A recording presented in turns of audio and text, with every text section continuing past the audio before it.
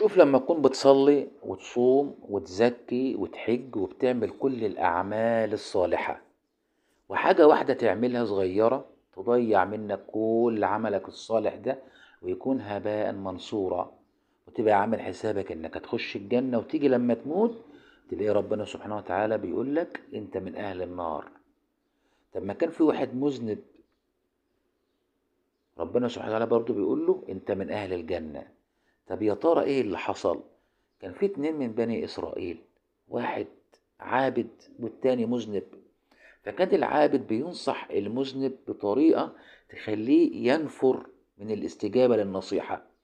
فقال له المذنب أبعثت علي رقيبا؟ فقال له العابد الصالح من منظور نفسه أنه هو عابد وصالح، يعني بيقول له والله لن يغفر الله لك.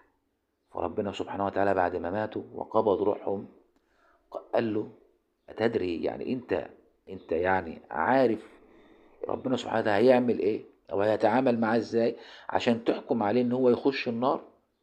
فربنا سبحانه وتعالى بيدخل العبد الصالح ده النار ويدخل المذنب الجنة. ليه؟ حتى لا تتألى على الله.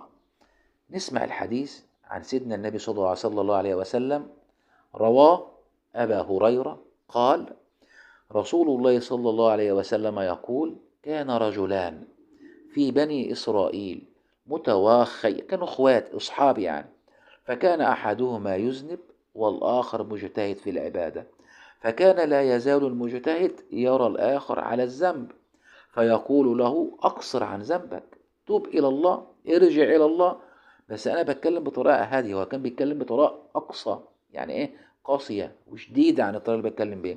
فوجده يوما على ذنب فقال له اقصر. فقال له المذنب خليني وربي أبعثت علي رقيب، سيبني في حالي يا عم، انت جيت علي رقيب، انت هتحاسبني؟ ربنا اللي بيحاسب العباد. فقال له العبد الصالح من وجهة نظره برضه والله لا يغفر الله لك أو لا يدخلك الجنة، ربنا لا هيغفر لك ولا هيدخلك الجنة. فقبض الله أرواحهم فاجتمع عند رب العالمين. فقال لهذا المجتهد أكنت بي عالما أو كنت على ما في يدي قادرا؟ وقال للمذنب اذهب فادخل الجنة برحمتي. وقال للآخر اذهبوا به إلى النار. قال للمذنب ادخل للجنة برحمتي، وقال للصالح اذهبوا به إلى النار. يبقى إذن ربنا هنخش الجنة برحمة ربنا مش بأعمالنا.